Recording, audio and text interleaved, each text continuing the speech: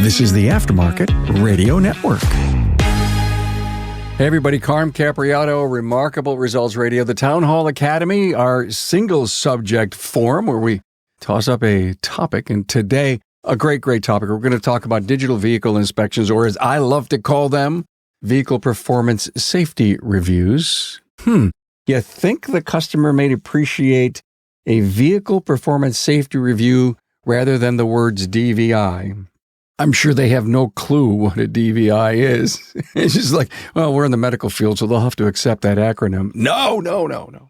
Hey, before we get started and I introduce my panel, let's give a great high five out to our sponsors. NAPA Tracks. They're going to move your shop into the SMS fast lane with on-site training and 6-day-a-week support and local representation. We've got a panel member that knows something about their training.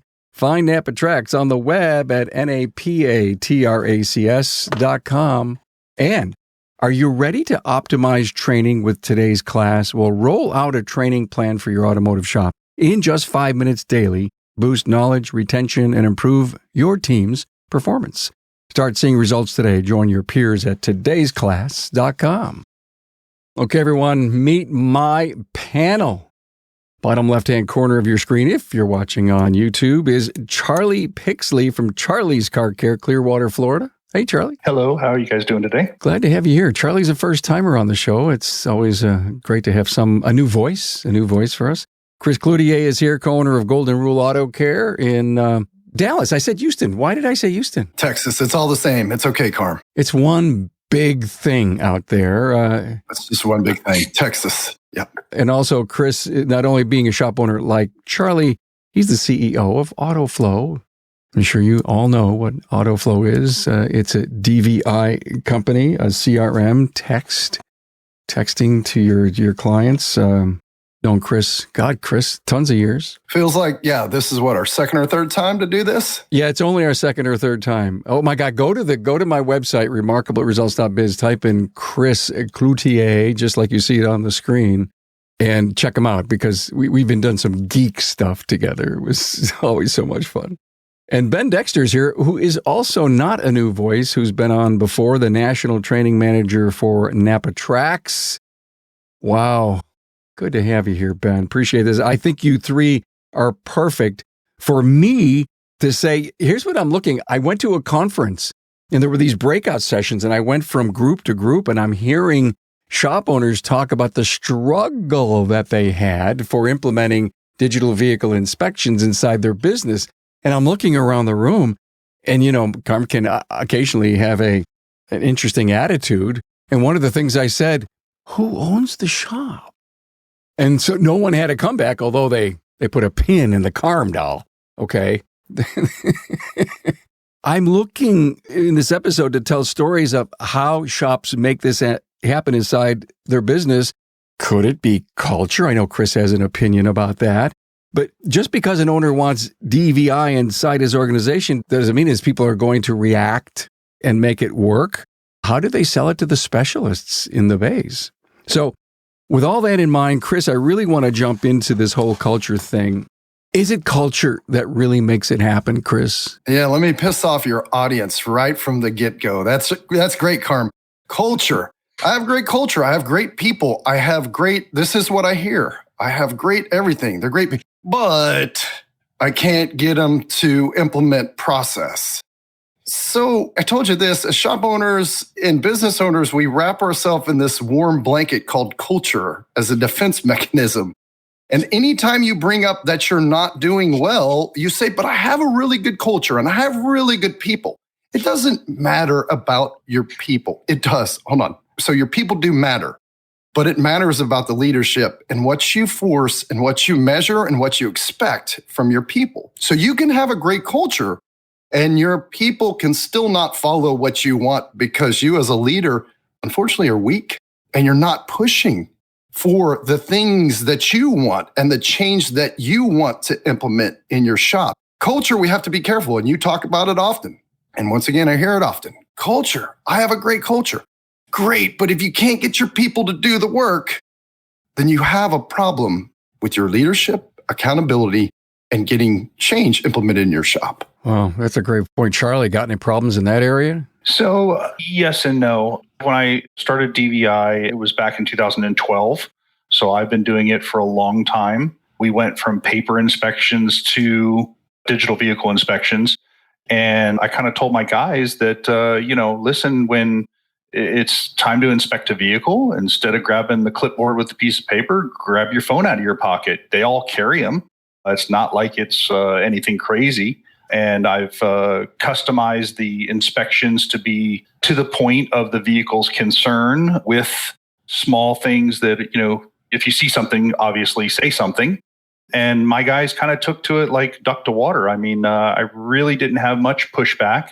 Some of the older guys pushed back more than the younger guys because of the technology, But once I proved to them that the DVI works and it's increasing their average repair order, listen, they're making more money, I'm making more money, and the customer's getting a more transparent view of their vehicle. Amazing stuff. When you hear it from the horse's mouth, no negativity involved here, you sit and you scratch your head and you say, how can Charlie do it? How can Chris do it?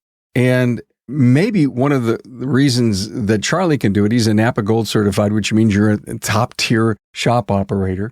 You've been doing this for 13 years.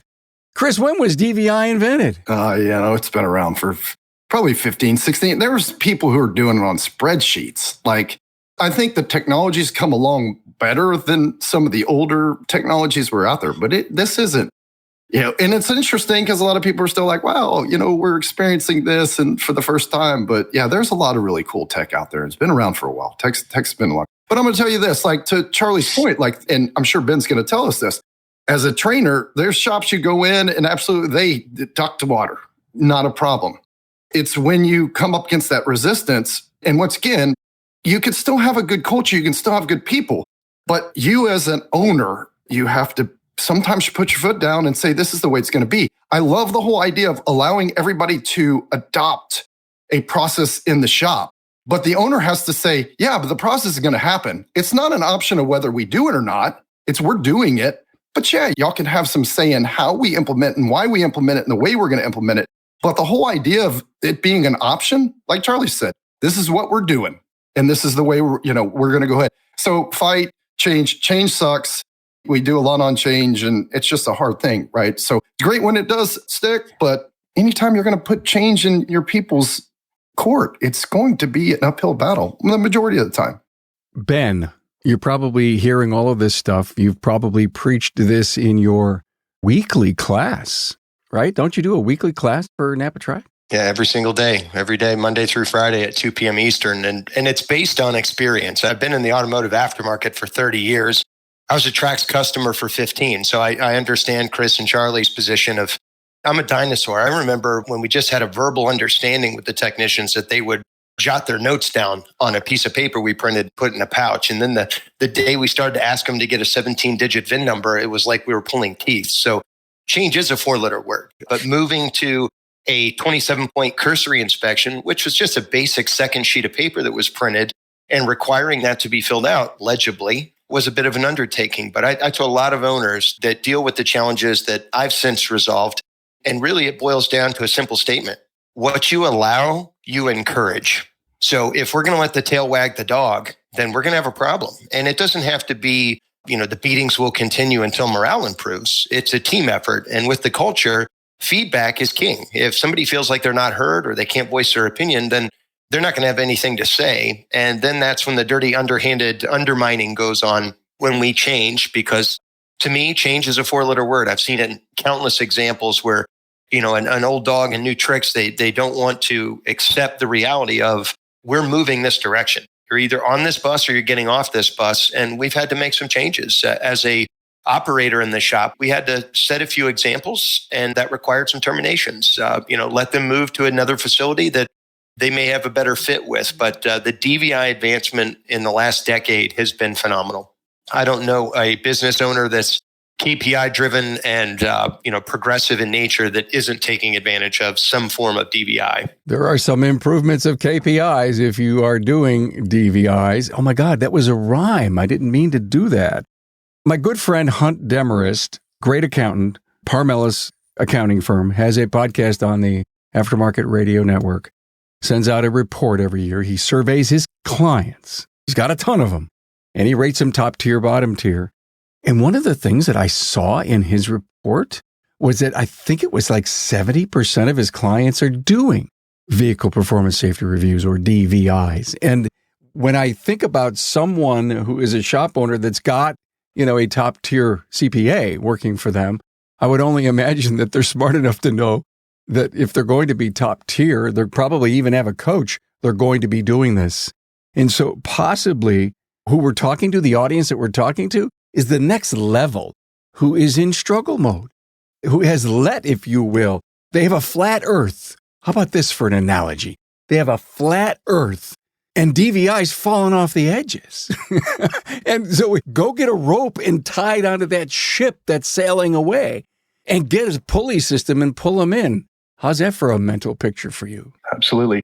To your point of, KPI and things like that, I studied DVIs when it first came out, was kind of skeptical, of course. So I wanted to do my homework on it. And then once I jumped on board, I really watched it over I would say a 2-year solid period, maybe even 3 now. It's going back, so you have to excuse my memory.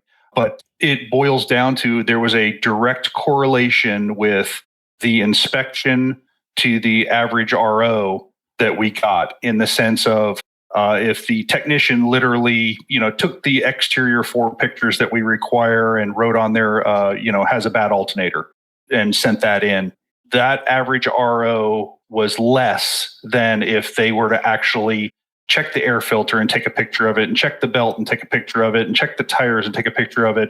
So we saw a increase of almost $300 to $400 average RO from a 4-picture inspection to a 8 to 12 picture inspection. And then there was probably another $300 gap if you went above that 12 pictures to say 14, 15, 16 pictures on an inspection. We would see almost another $300 increase in average RO with those inspections.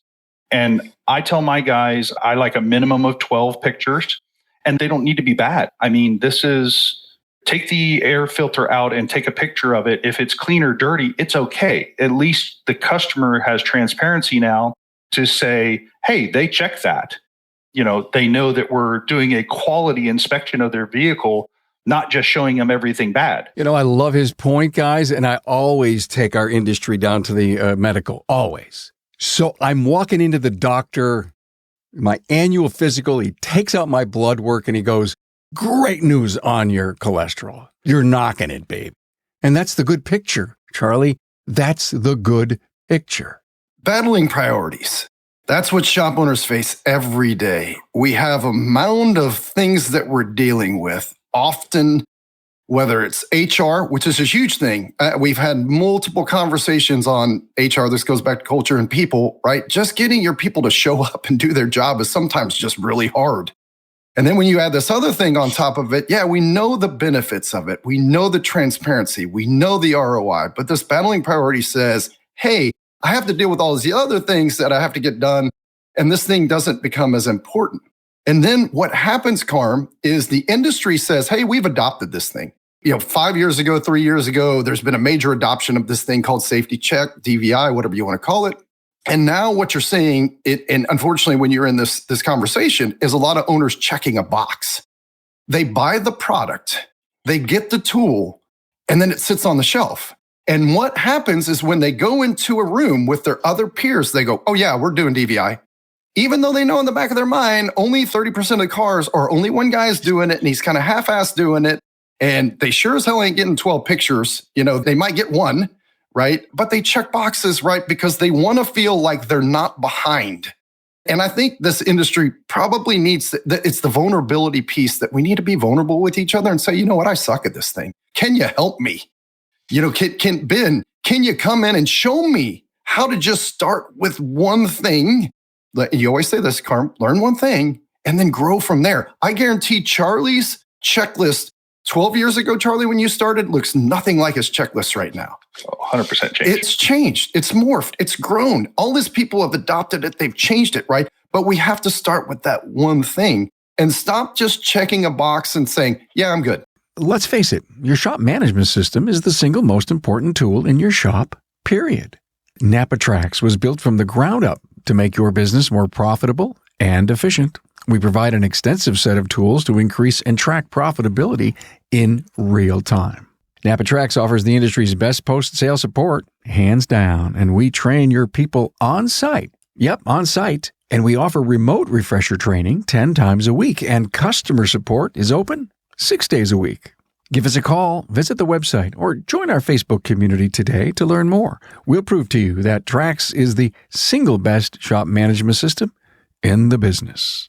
NAPA Trax is always customized and tailored for you, whether you're a one-man shop or a large multi-bay or multi-location company. After all, it's your shop, so it's your choice. Visit us on the web at NAPATRACS, that's NAPATRACS.com. Strengthen your shop's entire team with today's class. Everyone from technicians to service advisors can access impactful training on their phones in just 5 minutes a day. Opt for solo sessions or ignite friendly competition, challenging team members to climb the leaderboard for the highest score. Our effective daily training ensures measurable progress, helping you develop your team. Train smarter, not harder, with today's class and transform your shop and your people. Start seeing results today at todaysclass.com. New technology, new tolerances, new safety. Charlie, I would imagine that you're constantly thinking how to improve your DVI process. 100%. And part of the adoption process that I feel that worked for me was I said, listen, we're going to go to this. I have built one inspection. And then over time, I think I'm up to like 12 different inspections now based upon the vehicle's needs. And I also involved my guys with this. So in the sense of, guys, if you're constantly seeing a description that you're having to type in, which slows you down, let me know and I can put it as a quick add. So that way you're not sitting there beating on a keyboard. You can just select, and go on. My normal inspection, so basically the inspection that every vehicle that comes through my door gets, it literally takes 7 minutes to do the entire inspection with 12 pictures. So I've tried to streamline it the best I possibly could so that the guys don't feel like they're wasting their time. And I also had to show them that if they do this inspection, that the amount of work that they will find that needs to be done on a vehicle totally outweighs that 7 minutes of them doing that inspection. My God, Ben, what do you see as the average time? 7 seems a little light to me. Well, 7 being that it's just over a tenth of an hour, we're not talking about a whole lot of time, but what Charlie's leveraging there is the evolution of the inspection. The software, like the shortcuts for the labels, the way that the pictures are done. His technicians, I would assume most DVIs that have perfected it, they have a process that goes with the application. The reality of when we pull the vehicle in, when do the pictures get taken? When we rack the vehicle, when do the pictures get taken? Because when I think about DVI and I think about the implementation of it with a service writer or a technician, because change, 4-letter word, nobody wants to deal with change.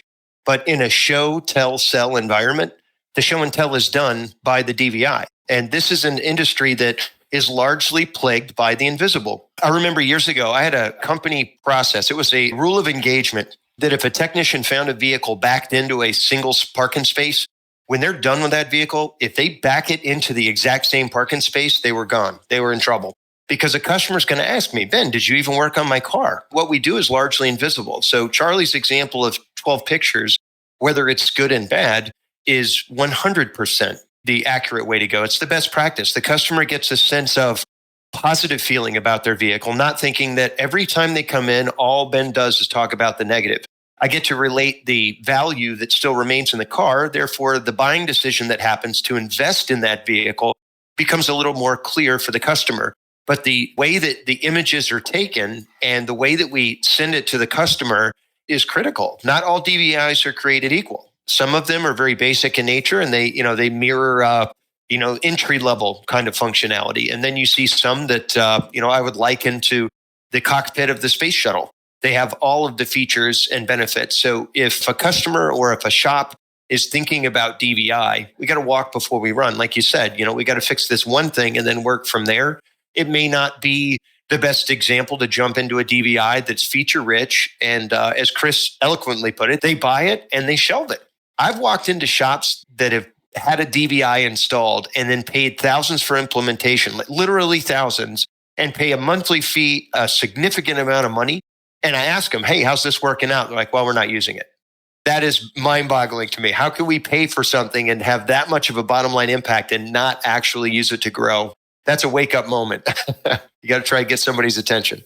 So I'm an analytical geek. I'm a musician too. That's why I look like I'm in my studio. I analyze data, 12 pictures, 5 pictures, 3 pictures, all good. Depending on, here's one thing that we've really dialed in on is what is the consumer consuming, right? Are you paying attention to what they're looking at? Because you can take 12 pictures, and if you're not looking at the consumer and making sure that they're consuming the 12 pictures, then it's like if a tree falls in the wood, does it make a sound? Well, who cares if you're not telling people about the tree and you don't make them care about the tree? So I think educating your people at the front counter to know that, hey, if you send somebody a link, make sure they understand that link is going to contain things, and it's going to contain good pictures and bad pictures. And if you have a good DVI, it shows you what pictures they've looked at and what pictures they haven't looked at, and your person trains them up front. Now, I'm going to tell you one more thing on the technology side, Carm. Like, there's technology out there that's even going to make it better. Like, we're working with the language models, AI, all that stuff, to where I have technicians that for the last 8-10 years, I have just beat up because battery bad. And, these are guys who aren't language experts. They never will be. But here Chris has, who, by the way, I could spell and read and write at a 7th grade level. And my teachers told me, Chris, you do not have a future because you basically will not be able to get past college. And luckily computers came out. And I'm like, well, I'm going to go do this computer thing. But I've been beating him up for 10, 12 years. One in particular, I'm not going to say his name. And like, you've got to do better descriptions. Battery bad is not good. And hoses don't sip. They seep, right? We're about to launch technology that allows you to press a little button. And then guess what? It rewrites and gives this great 2-sentence, makes this guy look like a professor now, right? So I'm going to solve the problem of bad technicians and bad writing with what's out there right now in AI. So the tech is getting even better than it's been before. Like Ben pointed out, and Charlie's seen too. He's been around like, oh my God. All the things you can do, text-to-speech, pictures, like, man, the time to get it done is not the issue anymore. 100% agree with that comment. I will say, to your point of, making sure you take the pictures that the customer brought the vehicle in for is a huge thing. I will say I have had many DVI companies over the years. Obviously, I've not stuck with one this entire time. To Autoflow's horn here, they're making the technician acknowledge the customer's complaint and then being able to take that complaint and then link it to a specific section of the DVI is game changing, in my opinion, because that was one of the hurdles that we couldn't get over, that they weren't nailing down the specific that the customer was chasing first. And then, hey, in the future, you're going to need this, that, and everything else.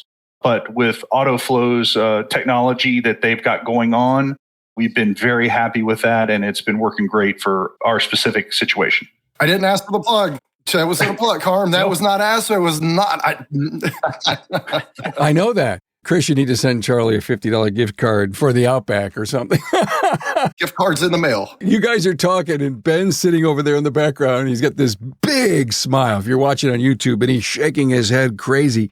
All I could think about between both of you and this AI thing, Chris, and my big push of this language shift in the industry to a much more professional level, getting bad battery to say something much more eloquent, it's about the customer. And if that makes concierge service or the level of professionalism and the experience that you have at the shop, you gotta click that button. You gotta make that happen. Right, Ben? Absolutely. I can remember dozens of examples of some of the most inappropriate, inaccurate, horrible representation of our organization printed on an invoice. We didn't make a mistake. We printed, somebody wrote it down, but then somebody copied that, and the owner would come to me and say, Ben, did we really put that in writing? And I said, I think we did. I'm not an English major either. We tried to dumb it down. Battery bad is better than battery looks like garbage. Battery, is about to blow up in the car. Like, some of the things that we relate, it's tough. The language barrier is real, and we shouldn't expect a technician, I think, to be an English major. A service writer should clearly be able to articulate what the needs of the vehicle are. But I think in my experience personally, as a Trax operator and all the experience I've gained in the industry, I watch shop owners, they make that mistake one time out of 1,000, and then confirmation bias kicks in and they say, it's not worth it. It's going to happen. If it ever happens to me again, then I'm never going to do that. And I'm going to stop progressing. And, I used to sit the owners that I'd worked down with and say, look, about this one person who's complaining about a certain situation. And they acknowledge that. And nobody likes to have dread. Nobody likes to have an embarrassing situation. But if I froze you in a phone booth and then woke you up a year later and said you had an extra $2 million, what would you tolerate for the $2 million? It changed their perspective completely. We have to bump our knee from time to time. The good news is not all of us have to learn by example. We can learn from others. So if we are participating in a BDG, or we're a member of a group, or we go to conferences, we network with our peers and we find out what works. I think these two examples, Charlie and Chris, would be phenomenal people to ask, hey, it's not just a DVI. What have you learned? I think there's a lot of hesitation with shop owners that are scared. They're feeble when it comes to doing something new because of the dreaded, I knew this was going to happen situation. But when it comes to making money, which I don't think any of us should be ashamed of or lose focus, this is why we do this. We want to be profitable. And I think the reality of, like Charlie had mentioned, the increase in sales dollars that are associated with a solid DVI process, it more than pays for itself, 100%.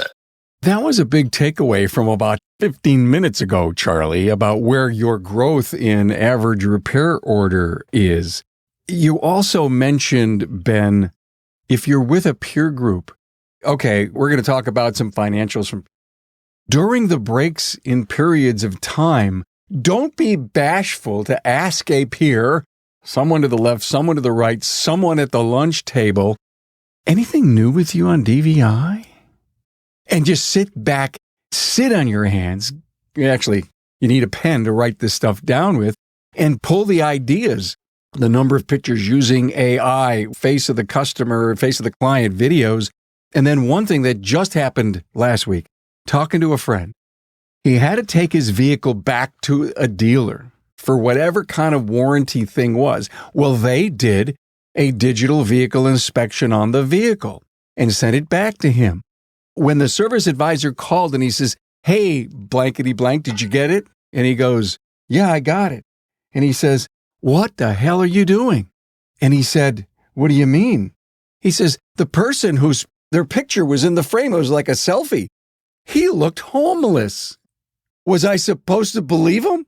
Does this guy have any credibility? And he was all about, if you're going to put an employee, a specialist in a picture, please, some dignity. Make him look like a Navy SEAL or something.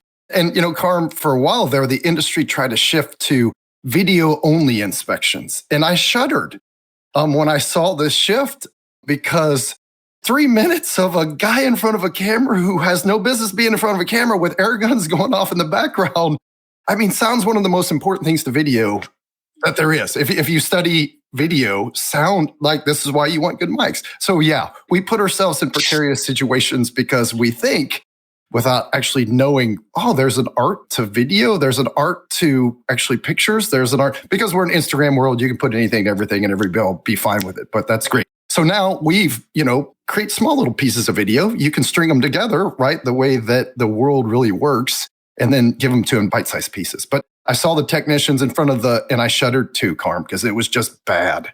Carm, I'll say one thing here about, these videos and pictures and things like that and getting your shop to buy in. It's not only the technicians that have to buy in, it's the service writers too, because the editing of the videos or the making sure that the explanation is not too technical, but technical enough. There is some editing in a DVI that the service writer or owner is going to have to do before it gets sent out to the customer.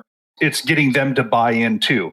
But I will say this, all of my service writers that I've had and past to current all say that it makes my job easier in the long run because the customer sees it in black and white. The transparency is there that we did work on the car. It did move out of the parking spot. we are doing what the customer asked us to do. And by the way, you need this, this, and this, or we found this safety issue that you weren't even aware of. And here's the pictures of it to prove it. Along with it also protects the shop too, in my opinion, that, taking pictures of the exterior of the car before it leaves the parking spot that the customer left it in, taking a picture of the dash to say, hey, that check engine light was on before we worked on it. You didn't want to fix it, but it was on before we touched it. So it's not only just to help the customer and help the sales. I feel it's a CYA for the shop. Talk about implementation, Ben. I know this is a big topic for you. Okay, I got it signed up, got AutoFlow. I'll tell my shop manager or my service advisor or my lead specialist in the back to do this. You can delegate, but you can't abdicate, because you have to, if you really want this thing to work, you have to own it from top down. Am I right? Absolutely. And leadership is all too often overlooked with excuses for who's not doing what and why are they not doing it, rather than taking that self-appraisal and say, hey, I'm the owner. I'm not doing a good job at this. Chris brought this up in the beginning. You have to own it. And the reality of implementation is, and I think as Charlie put it, it makes the service writer's job easier. It's all about efficiency. It's efficiency for the technician and the service writer. And that relationship, now I might be wrong here, but I think we could all maybe agree that in the industry, the service counter and the shop, the technician and the service writer, sometimes those are bad relationships. Sometimes they're challenging relationships. There's some tension there. A DVI is not meant to do anything to increase the tension, but decrease the tension, the accountability. The service writer got the information from the technician. They relate it to the customer. The technician got the information from the service writer to identify fixing what that customer came in for first. That's the priority. The process is generally in place. Now, when we go to add a new piece of equipment, a tablet, we ask a service writer to open a new window and to type additional information in there. Those investments in a little bit of time, and it takes probably about 2 weeks, I've seen in the field, before a shop becomes a bit more level set on the situation. But if I'm a shop owner and I introduce a new DVI, regardless of the provider, regardless of the equipment, and I am not personally involved in those first 2 weeks on the daily, all day long, then I'm doing myself a disservice. If I invest a little bit of time in the beginning, it now helps with the deployment. And now I don't have to spend as much time babysitting the folks because I've identified any conflicts immediately as they come up. It might be a device not behaving correctly. A service writer might be frustrated to death because they're still working on a single monitor. How about a dual monitor? All computer motherboards these days have triple monitor opportunities. Buy another monitor from Staples if that helps the service writer help the process. So as an owner, I don't think it's a set it and forget it. I don't think you're going to buy something and push an easy button. There's a little bit of skin in the game right off the gate. I heard something in there about flowing, and I thought of you, Chris, right away. It's got to flow. Anyway, 300% rule, guys. We hear about that a lot. A ton from some shop owners have adopted that. They've made it their rules. Some coaches speak highly of that. Can we talk about that? Do you implement, Charlie, 300% rule? 100 get done? 100 get quoted, 100 get presented? Yes. I don't necessarily call it the 300 rule, but myself and a service writer at my shop, everything has to be given to the customer in the DVI, a quote. Do you want to schedule this? We try to give as much information to the customer as we possibly can with the explanation of, listen, this isn't an emergency. This is not going to leave you on the side of the road. This is not going to break you down. But to maintain your car to its optimum, we need to do this, that, and everything else. I think that I do have a 300 rule theoretically, that everything goes on the DVI, everything gets estimated, everything gets presented to the customer, and then it's up to the customer of how they want to maintain their car. It's their vehicle. I, to some degree, follow it. Cecil Bullard, long time back, saw him give a presentation. I forget what he calls it, but I do have an audit. I call it the birth to death audit. And that makes sure that every ticket I look at, what was the reason why the vehicle was addressed? Was it addressed? Were there maintenance items on there? Were there the safety items on there? Were there, and was it sent to the customer? Was it all written up? Was there an invoice with that? So it's a good practice. There is like a change now in the industry with Todd Hayes. I'm going to throw out a couple of people. Todd Hayes is now saying, hey, let's change the way we present it. But I still think it's the 300%. I think it's just, hey, we're presenting a little bit first and then we're presenting the rest later.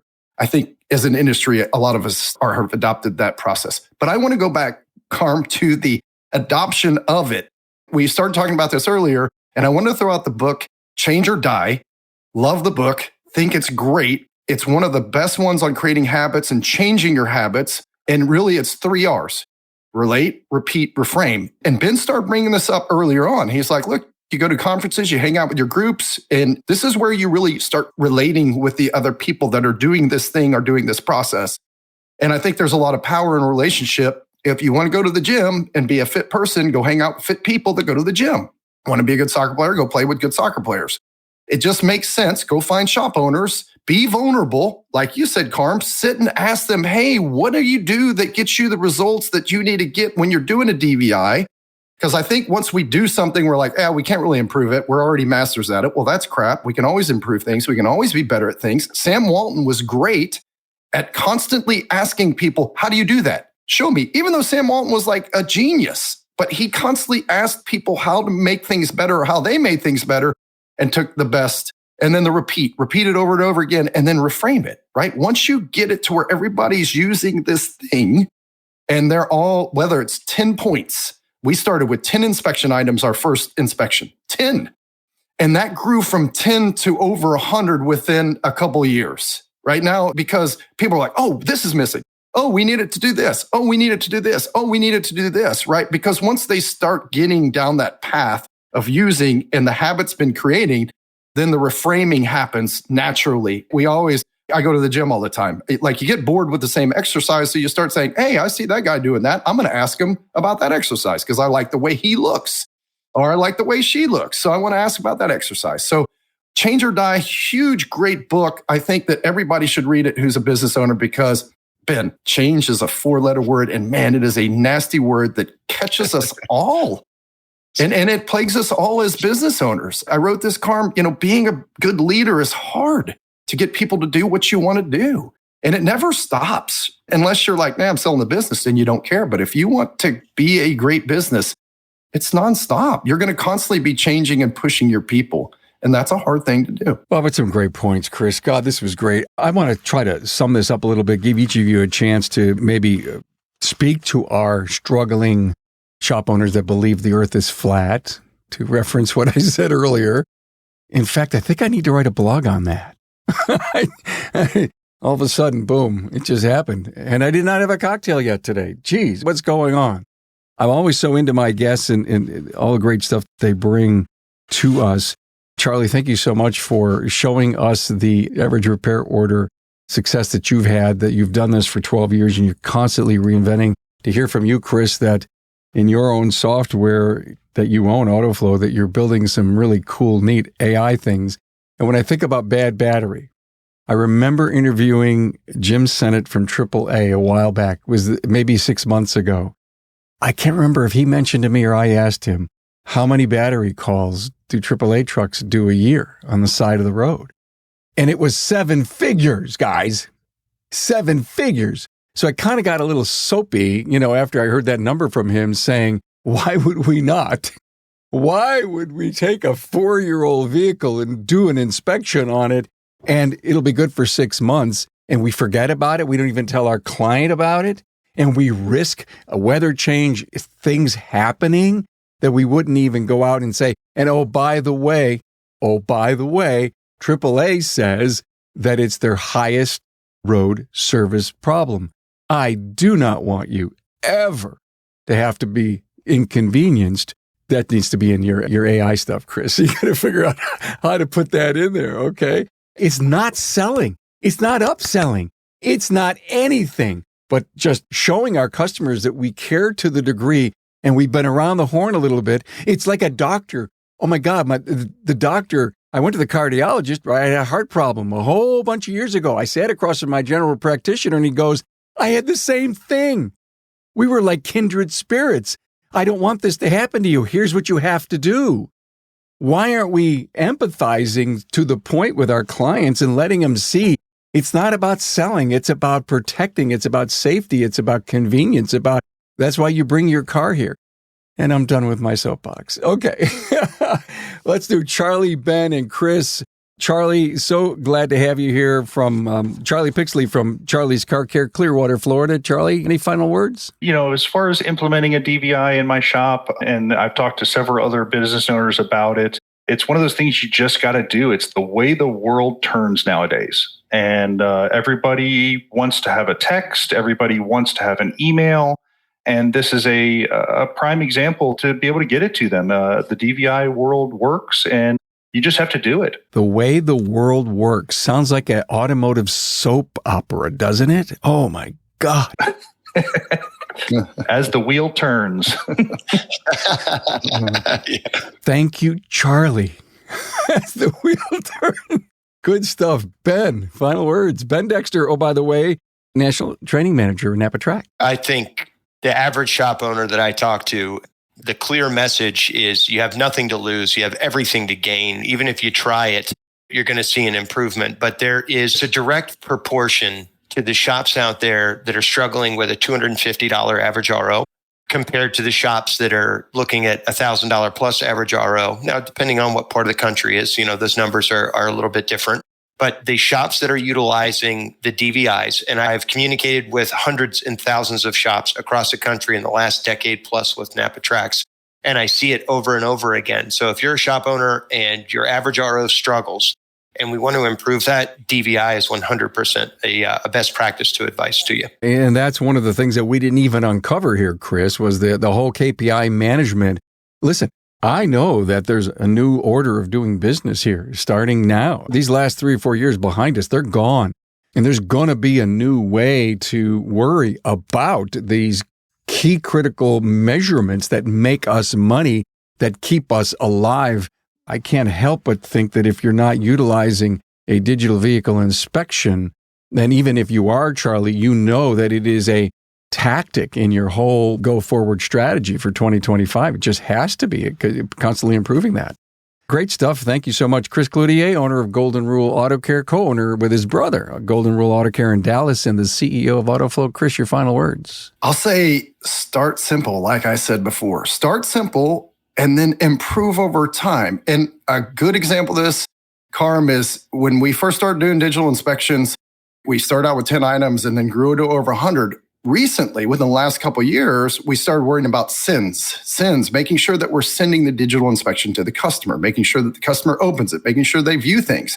Well, we used to have a benchmark KPI around 30%. And Craig, who also has a radio show with you, Speak Up, wonderful show. If you haven't checked it out, check it out.